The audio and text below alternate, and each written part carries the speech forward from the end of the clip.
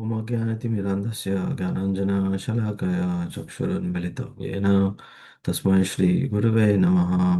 श्रीचैतन्यमनोभीष्टं स्थापितं येन भूतले स्वयं रूप कदा मह्यं ददाति स्वपदान्तिकं। वन्देऽहं श्रीगुरो श्रीयुतापदकमलं श्रीगुरून् वैष्णवांश श्रीरूपं साग्रजातां सहगना रघुनाथान्तं तं सजीवम् साद्वैतं सावधूतं परिजनसहितं कृष्णचैतन्यदेवं श्रीराधा कृष्णपादान् सहगणा ललिता श्रीविशाखान्वितांश। हे कृष्ण करुणा सिंधु दीनबन्धु जगत्पते गोपेश गोपिका कान्त राधाकान्त नमोस्तुते। तप्त कांचन गौरांगी राधे वृंदावनेश्वरी वृषभानुसुते देवी प्रणमामि हरिप्रिये। वाञ्छाकल्पतरुभ्यश्च कृपा सिन्धुवदेव च पतितानां पावनेभ्यो वैष्णवेभ्यो नमो नमः। जय श्री कृष्ण चैतन्य प्रभु नित्यानंद श्री अद्वैत गदाधर श्रीवासादि गौर भक्तवृंद। हरे कृष्णा कृष्ण कृष्ण हरे हरे, हरे राम राम राम हरे हरे। मुखं करोति वाचालं पङ्गुं लङ्घयते गिरिं यत्कृपात् वन्दे श्रीगुरुं दीनतारिणं परमानन्दं माधवं श्रीचैतन्येश्वरम्। ओम नमो भगवते वासुदेवाय। ओम नमो भगवते वासुदेवाय। ओम नमो भगवते वासुदेवाय। नारायणं नमस्कृत्यं नरं चैव नरोत्तमं देवीं सरस्वतीं व्यासं ततो जयमुदीरयेत्। नष्टप्रायेषु अभद्रेषु नित्यं भागवत सेवया Bhagwati उत्तमश्लोके भक्तिर्भवति नैष्टिकी। So we are reading from Srimad Bhagavatam, Canto 1, Chapter 16, verse 35 and 36.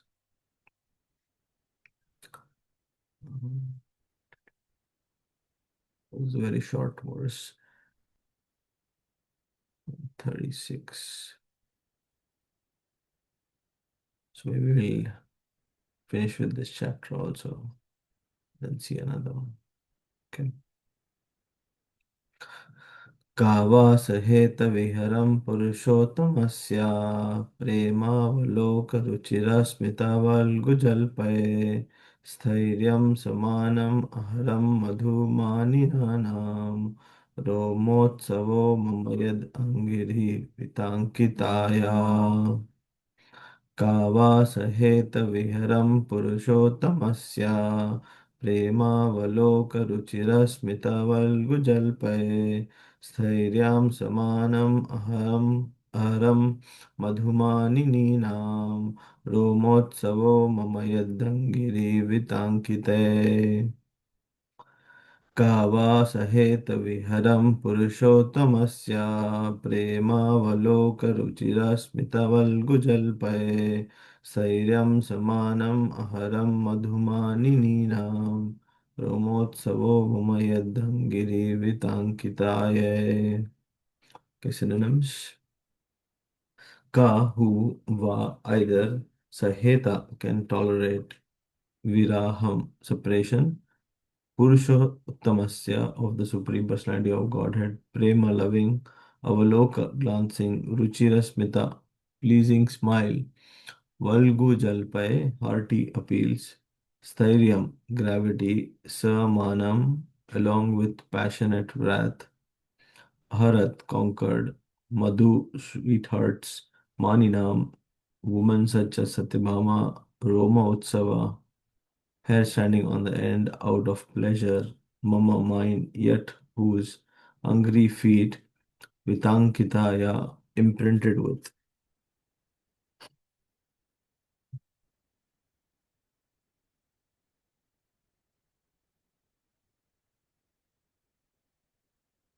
So the translation will be translation. Who therefore can tolerate the pangs of separation from the Supreme Personality of Godhead? He could conquer the gravity and passionate wrath of his sweethearts like Satyabhama by his sweet smile of love, pleasing glance, and hearty appeals. When he traversed my earth surface, I would be immersed in the dust of his lotus feet, and thus would be sumptuously covered with grass which appeared like hairs standing on me out of pleasures.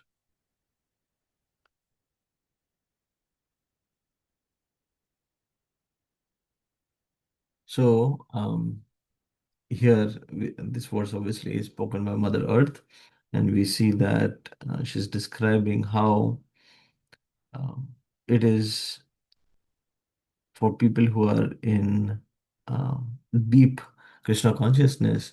It is hard to tolerate the separation of the Supreme Personality of Godhead. And then we see the most um, vivid example of Lord Chaitanya, how he showed the um, eight transformations that happen when one is totally, in one sense, intoxicated by love of Godhead. And here also, Mother Earth is um, saying this verse and showing us that how one is, or how one situation is when there is true love of Godhead. If you read the sentence, he could conquer the gravity and passionate wrath of his sweethearts like Satyabhama by his sweet smile and love, pleasing glance and hearty appeals. Yeah, we see this that one of Krishna's wife was Satyabhama, and she was known to be one of the stricter ones, or or the one who kind of rebuked Krishna at times, or strict with Krishna, and got things done her way um, with Krishna. One of the famous stories is that once when Krishna was traveling, he gets a parijata flower for Mother Rukmini, and gives it to her. And Satyabhama sees that Krishna has given this parijata flower to Mother Rukmini, and when Krishna comes into the palace, she demands that she wants a whole tree. And then that time there was only one tree in the whole, this seven planetary systems, current planetary systems. So, and that was with uh, or that was with Indra in his courtyard. So Krishna goes and asks Indra for the tree. And Indra, obviously he has had a couple experience when Krishna was small, and the whole Govardhan pastime. But still, Indra says, "No, I cannot give you." And so there is this whole war that takes place, and obviously Krishna wins that war, and then he gets Satyabhama the tree also. So you see this sort of um, love in fire, or love um, with a mood of chastising uh, beloved is there, and Mother Earth is kind of pointing out towards that. And when he traversed the surface, I would be immersed in the dust of his lotus feet, and thus would be sumptuously covered with grass, which appeared like hair standing on my head. Yeah, this is a very nice sentence. Um, we read in Srimad Bhagavatam later on in 10th canto that how when Krishna walked in Vrindavan, even the animals, what to speak of humans, the Vrajvasis, they did not step on the footprint of Krishna. So they intentionally and carefully avoided stepping on where Krishna had already stepped. And there are so many examples that come that, the gopis, when they think of Krishna's feet, um, going into the forest, and they envision that what if Krishna's feet, a thorn is pricked in Krishna's feet, or what if a sharp stone cuts Krishna's feet. Um, just by this thought and the anxiety of this thought, they would faint. It is said that when Krishna was young, obviously Krishna is always young. His feet are so soft that even by breathing on them, they change color. So if you breathe on them, then they turn pink. Uh, So just imagine what is that softness, right? And when the gopis are thinking about that softness, they're going into anxiety of how must be walking in the forest, barefooted. And here Mother Earth is uh, saying that when Krishna or the Lord walked on the earth, then the grass that grew everywhere, not only in Vrindavan, was like one of the eight ecstatic emotions, which is hair standing on end. Right? Okay, we'll read the purport quickly. There were chances of separation between the Lord and his thousands of queens because of the Lord's being absent from home. But as far as his connection with earth was concerned, the Lord would traverse the earth with his lotus feet, and therefore there was no chance of separation. When the Lord left the surface of the earth to return to his spiritual abode, the earth's feelings of separation were therefore more acute. Yeah, this is very intense. We can see this. That obviously, when Krishna was with some of his family members, obviously he was away from the other family members, right? Especially when he was in Kurukshetra with the Pandavas in Hastinapur. All the time he was not in Dwarka or in Vrindavan, right? So there was separation. But for sure, he was on earth. And here, Mother Earth is giving out this prayer that he was always in contact as long as the Lord was on this earth.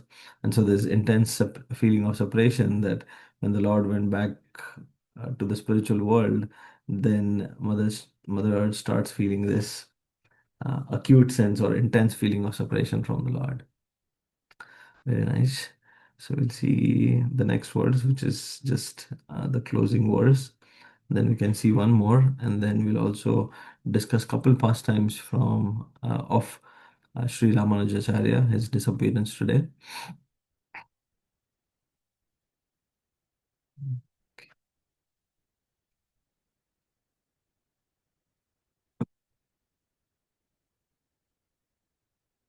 तयोरेवं कथयतो पृथ्वीधर्मो यस्य तदा परीक्षिणां नम राजर्षि प्रतापप्रचिरं सरस्वतीम्. While the earth and the personality of religion were thus engaged in conversation, the saintly King Parikshit reached the shore of Saraswati River, which flowed towards the east. Thus end the Bhaktivedanta purports of the first canto, 16th chapter of Srimad Bhagavatam, entitled How Parikshit Received the Age of Kali. So this is kind of the beginning of the scene being set for the next chapter, and which is exactly punishment and reward of Kali. We know what the punishment was, and we also know what the reward was. So we'll see this verse.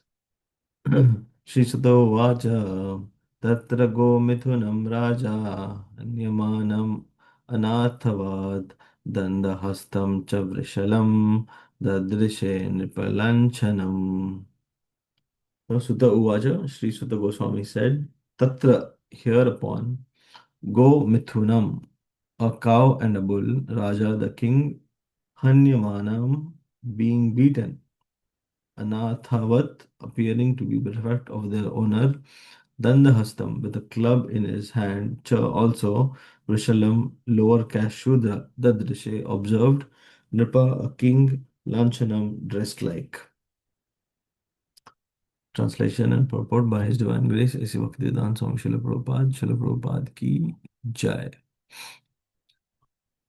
Sutta Goswami said, after reaching that place, Maharaj Parikshit observed that a lower caste Shudra, dressed like a king, was beating a cow and a bull with a club, as if they had no owners. So, in the previous verse or the previous chapter, we see how there is discussion between um, the bull and the cow, dharma, and then the Kali enters, and the Kali is beating up them. And then in this chapter, we see how Already, Parikshit Maharaj already entered, but in this chapter we'll see the interaction between the Dharma, Parikshit Maharaj, and also Kali. And there is an important verse which um, many spiritually advanced people quote, and which Srila Prabhupada also quoted, which will come in this chapter, that when Parikshit Maharaj asks the bull or Dharma that, my dear bull, can you please tell me what is the cause of your suffering? And the answer is very beautiful. Um, Dharma answers that he goes through a list of things and he says, my suffering is not due to external things, my suffering is not due to internal things, my suffering is not also due to my karma, and so on and so forth. And he says, my suffering is due to my mind being associated with um, this material world. And that is a profound answer, because if you see in one sense that um, we are in these bodies and not of these bodies, right? Um, so whatever experience we have in terms of material aspects, it is not touching or it is not affecting the soul. Apparently, we undergo happiness or distress because the mind associates it with our interactions with the earth. And there's a nice, obviously, the purport is wonderful. Srila Prabhupada explains this point that on one level we classify, the miseries, Adi Atmik, Adi Bhautik, and Adi Daivik. Miseries due to mind, uh, external living entities, demigods, and so on and so forth.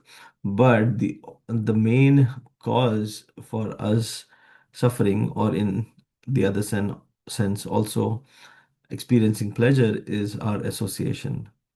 The mind taking this superficial association with the material world to be itself. And once we transcend that, then we'll understand that the misery or the pleasure that we experience in this body, it has nothing to do with the soul. Um, okay, but for today, we'll read this purport here. The principal sign of the age of Kali is that lower caste Shudras, that is, men without Brahminical culture and spiritual initiation, will be dressed like administrators or kings. And the principal business of such non-Kshatriya rulers will be to kill the innocent animals, especially the cows and bulls, who shall be unprotected by their masters, the bona fide Vaishyas, the mercantile community.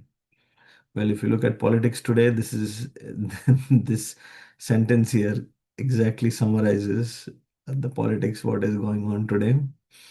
And it is just amazing that, Srila Prabhupada, this is the first canto. He's probably, 1958, before he comes to the US.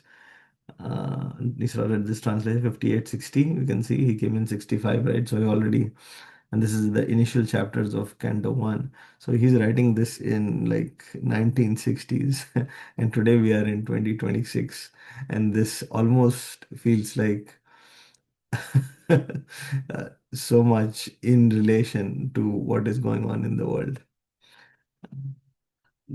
Especially like this sentence here, that men without Brahminical culture, spiritual initiation, will be dressed like administrators or kings. And the principal business of such non-Kshatriya rulers will be to kill innocent animals, such as cows and bulls. So what to speak of other animals, right? And there is so much rampant killing of cows all over the world.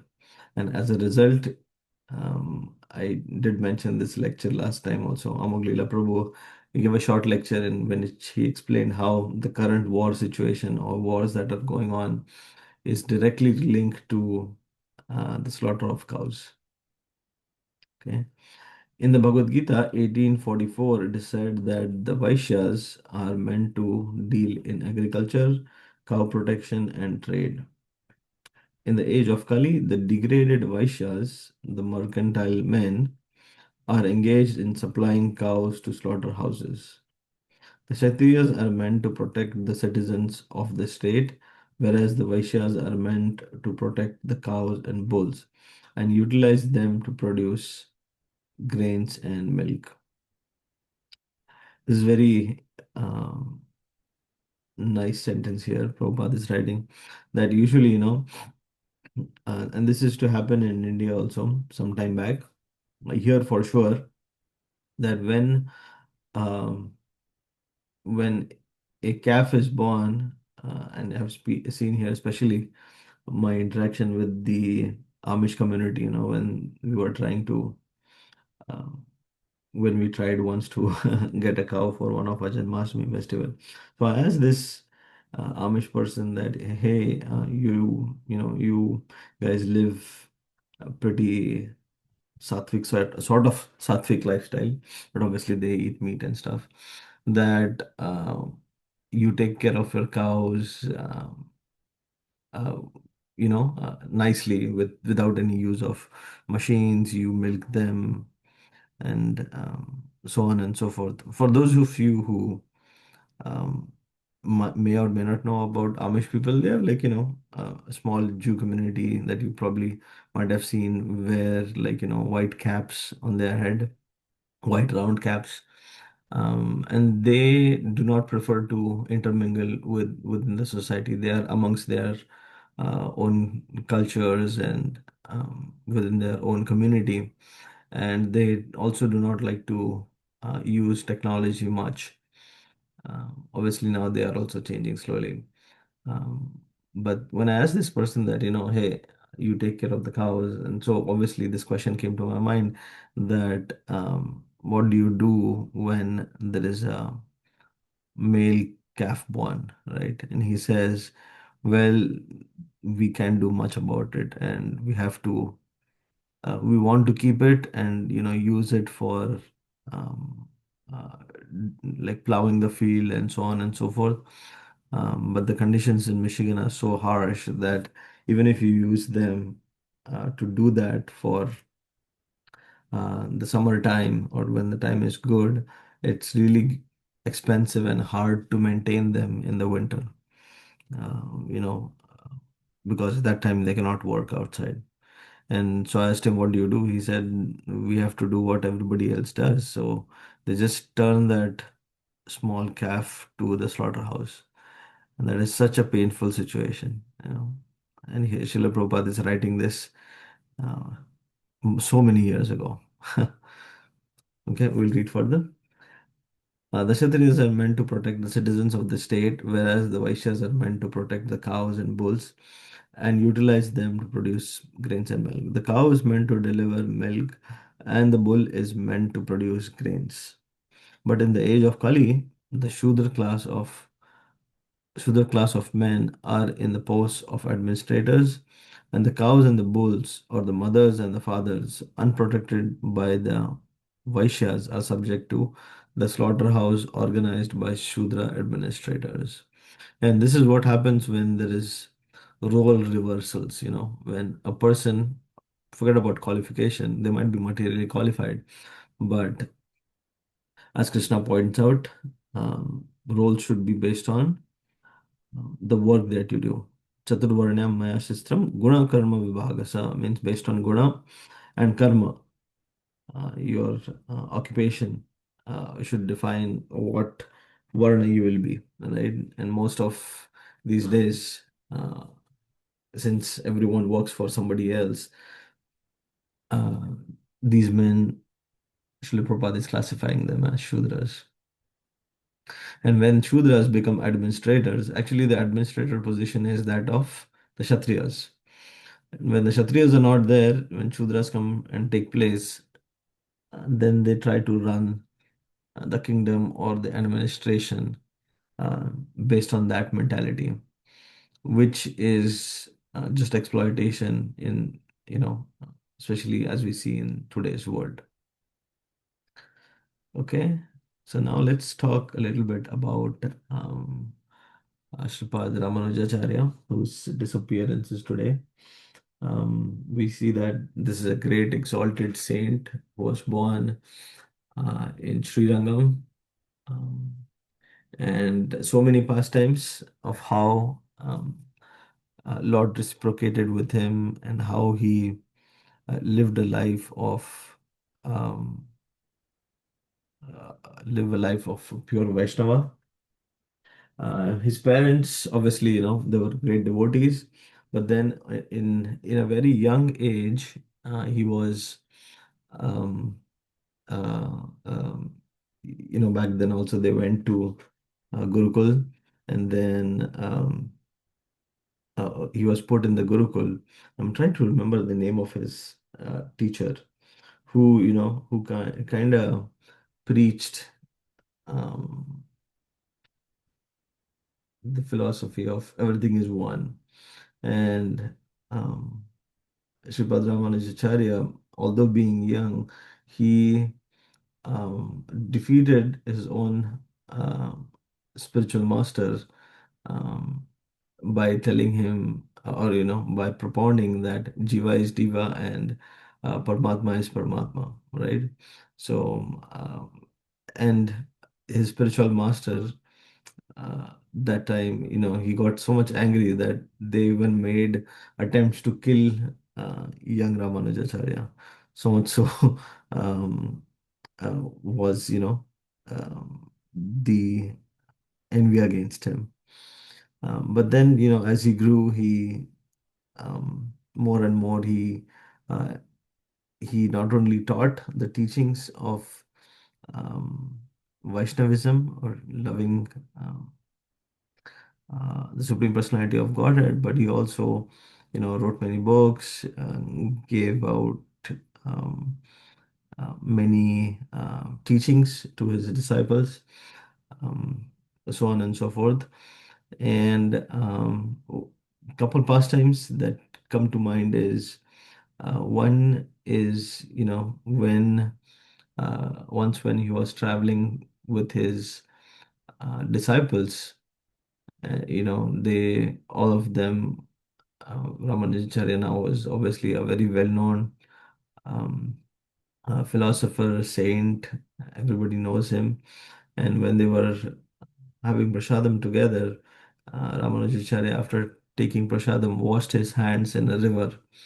And as soon as the the food remnants from his hands fell into the water, and the small fish that ate it, they immediately transformed into a four-hand Vishnu form and went back home, back to Godhead.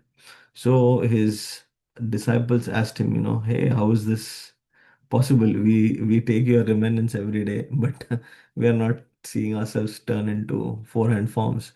And then um, Ramanujacharya explains that one is that these have complete the fish do not have independence, right? So when they ate that, it was directly um, transcending all the boundaries. But when you take it, you think it through many visions or many filters of thoughts. Will this prasad actually work? We also might have this question sometimes, that, oh, I'm taking this prasad. Is actually something happening? What happens when we keep this food in front of Krishna? Is it really being spiritualized? Why keep it? Or, so on and so forth. But over a time, you will see that once we start doing or offering prasadam, there's a change in consciousness. Obviously, it takes time, it is very subtle, but if you look over a period of time, then you'll see the difference. Um, and the other pastime that comes to mind is once when Ramanujacharya with his disciples, he was traveling to Jagannath Puri. And in Jagannath Puri, actually, and this pastime comes in Bhaktivinoda Thakur's Navdvip Dham Mahatmya, the book. And when he was traveling there or living in Jagannath Puri, Lord Jagannath gives him an audience. Actually, he comes into his vision, and Lord Jagannath tells him that you should go uh, to Navdvip and see um, and witness what incarnation I'm going to take there. And so, obviously, Ramanujacharya gets this vision. He wakes up and he says that, uh, yes, definitely. And he starts going towards Navdvip. And there, when he reaches there, Lord, kind of gives him the glance or glimpse of his Gauranga incarnation.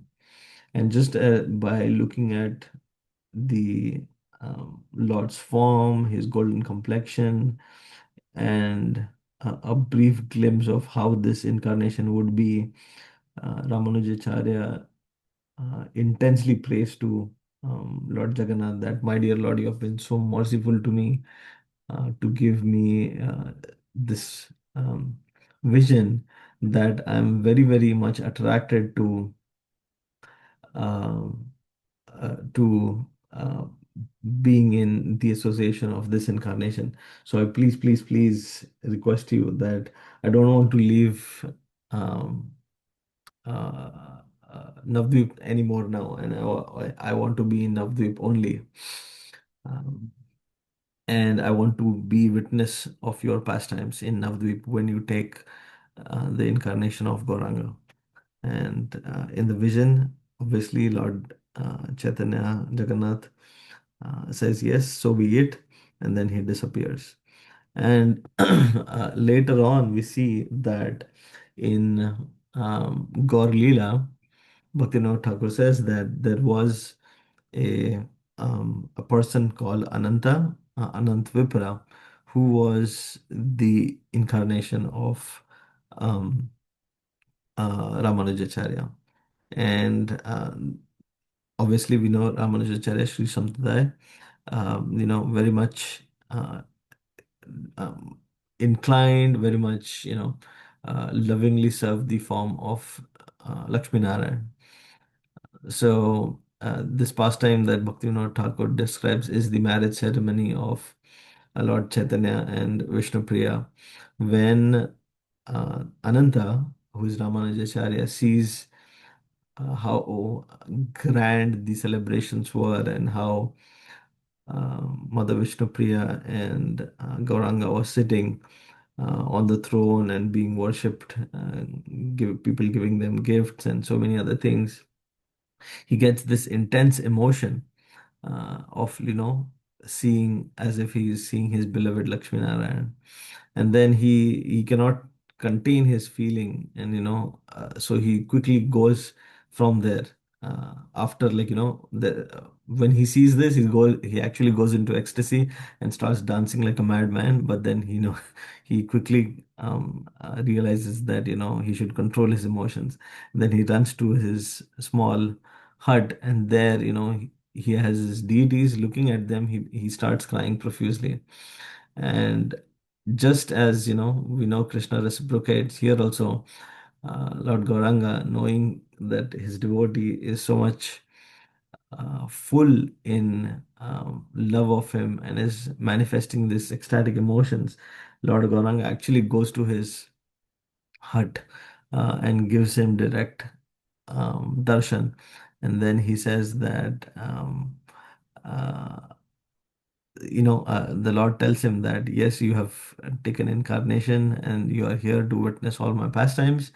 And today I bless you. Saying that, the Lord puts his feet on Ananta, and then, in sort of, in one sense, delivers him. Obviously, delivers as in he's already a pure devotee, but blesses him, we could say. And then, there's this pastime, and then there's another pastime which I'm trying to recollect, but this is one of the uh, prominent ones that comes in Abdul Mahatmya. Um, and till today, as I was reading through this, that when Ramanujacharya passed, they have his body still kept, more than 800 years now, 900 years. They have still preserved his body.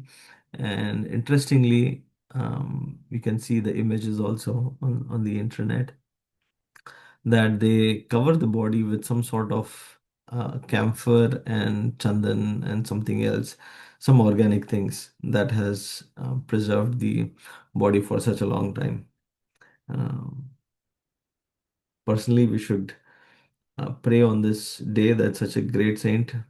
Um, Obviously, appearance and disappearance for Vaishnavas is the same, but on this day we should pray to this saint that may we be also be engaged in the service of Gauranga, and may we also be able to contribute in some way, shape, or form to propagate this mission of Lord Chaitanya. Okay, I think we are at time. So, any questions or comments? The one last point was the overarching philosophy which Ramanuja propounded and which he made pretty evident was surrender to Guru and serve the Vaishnavas. So these are kind of the 2 points he primarily focused on, and we see that today also. The followers of Ramanaucharya, they are very strictly adhering uh, to this teaching. Okay, any questions or comments? Otherwise, Hare Krishna Prabhuji, Dandavat Pranam. Hare Krishna Mataji. Prabhuji, how Yamunacharya is there, right? And he is related to Ramanujacharya, right? And is there any relationship with Madhvacharya also, like to Ramanujacharya and Madhvacharya and Yamunacharya? Three of them, are they related or they're separate? They are separate, Mataji. They are Uh, different people, I know. It's like who came first, and Ramanujacharya or Madhvacharya? Yamunacharya is first. After yeah. that, After that, Ramanujacharya and then Madhvacharya. okay. So I can double Ramanuj, check on that. I can double check on that. okay. Yes, Mataji. Go ahead. Go ahead. That's it, Prabhuji. It's like Yamunacharya related to someone, Ramanujacharya or Madhvacharya. I do not remember exactly. Hmm. So, Uh, okay. yes, Okay, I actually, will see. Thank you, Prabhuji. yeah. Actually, one other pastime that I was trying to recollect since you mentioned that was there is some connection that I read in the past between um, or no, maybe I may be mixing up Yamunacharya and Ramanujacharya. But yeah, I can get back to you on this. Thank you, Prabhuji. Thank Yeah. you. Yes. Thank you, Antaji. Yeah, Madhvacharya is between Yamunacharya and